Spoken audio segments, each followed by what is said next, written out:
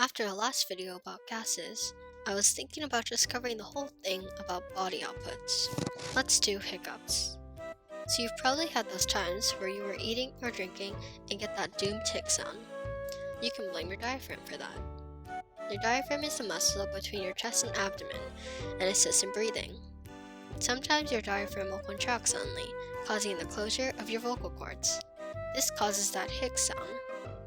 Some ways you can get hiccups or cause your diaphragm to contract are drinking carbonated beverages, eating too much, excitement, sudden temperature changes, swallowing air of chewing gum, or sucking on candy.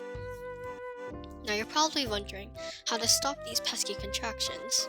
Here are some ways. You can hold your breath 20 seconds at most, as that will build up carbon dioxide in your lungs. This will calm your diaphragm. You can also try drinking some water in slow sips. Along with that, I read a story about hiccups once. It's from this book called Can a Bee Sting a Bee? It's really good, so I recommend checking it out. Here's the story. So whenever we eat, the food is broken down and turned into a food ghost. This ghost hates its fate and wails, causing stomach rumblings.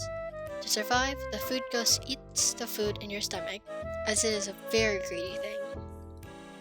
The eaten food turns into more food ghosts, which leaves a bigger belly filled with lots of food and ghosts.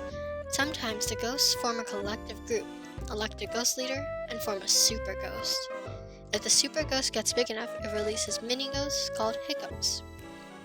If the super ghost gets too big, it explodes and turns into a burp.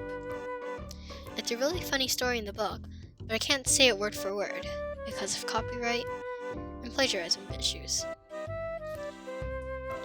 Now when you get a case of the hiccups, you'll know what's really happening inside you. A twitching diaphragm or super ghost? I don't know. That's up to you to decide.